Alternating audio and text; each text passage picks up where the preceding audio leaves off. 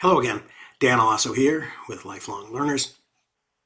And since I've just added to the chapter on highlighting in my new handbook, which I'm revising and adding to right now, using the 1940 and 1972 bestseller, How to Read a Book, I thought that I might tell you what I thought about it when I was reading it for the book club. We discussed it in the book club a couple of years ago, and I made highlights and notes of every chapter, or at least the first 10 chapters of the book, because beyond that, it goes into a bunch more detailed descriptions of how to read practical books, how to read imaginative literature, how to read stories, plays, and poems, how to read history, how to read science and mathematics, how to read philosophy, and how to read social science. And those are all just kind of more specific applications of the general stuff that they tell you in the first 10 chapters. So these will be brief because I didn't write long essays on each of the chapters, but I will tell you about them one by one. The first chapter is called The Activity and Art of Reading. And they begin by pointing out that reading is really kind of a complex activity, and that the more energy that a reader applies in the process, the better. And I don't disagree with this.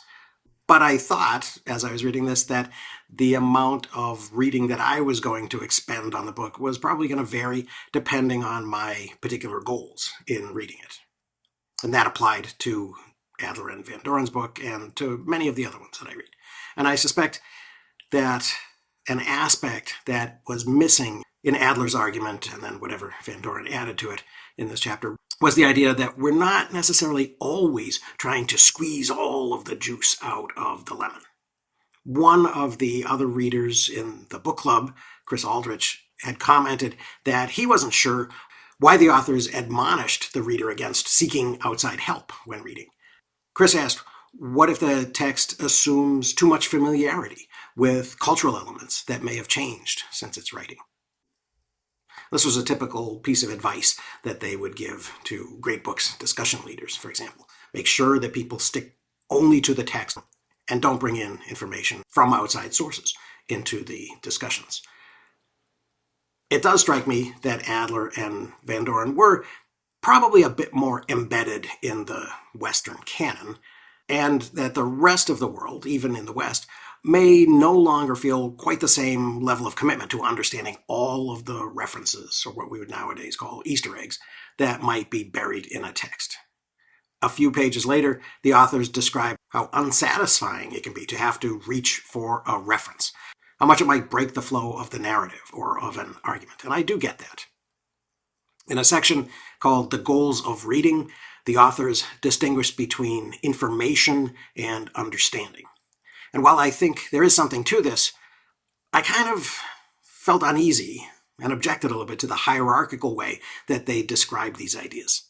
It was almost as if information was trivial and understanding was transcendent. And they gave an example of, in their words, a history that seeks not merely to give readers some facts, but also to throw a new and perhaps more revealing light on all of the facts that they know. Now, I can't imagine a history that only sought to provide the reader with some facts without advancing an interpretation that would change the way the reader would understand the past.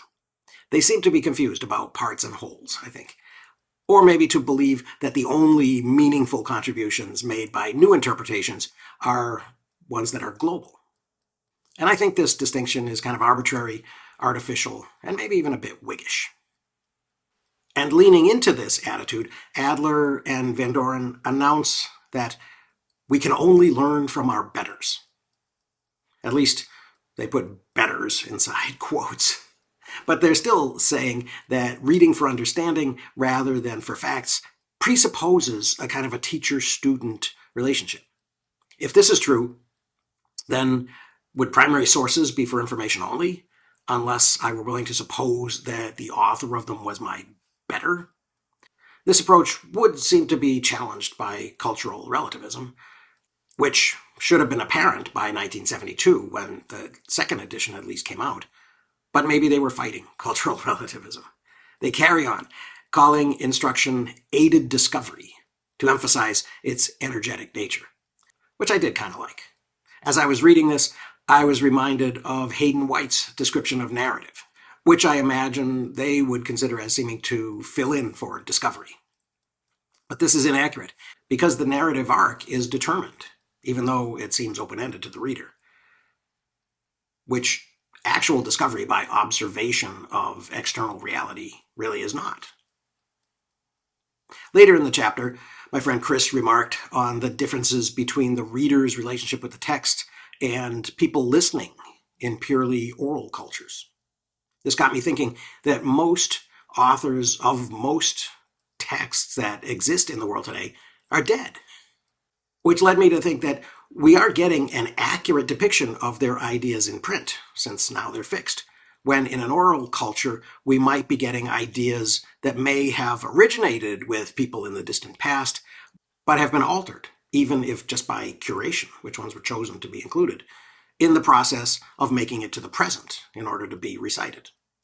Ideas that cease to be considered relevant would be lost, which I think would tend to reinforce a master narrative by pruning away elements that no longer fit. I'll have a lot more to say about Adler and Van Doren's ideas about teachers and students and learning from our betters. But that's all I've got for chapter 1. So I hope you found that a little bit interesting. Thanks very much for watching. I'll see you again soon.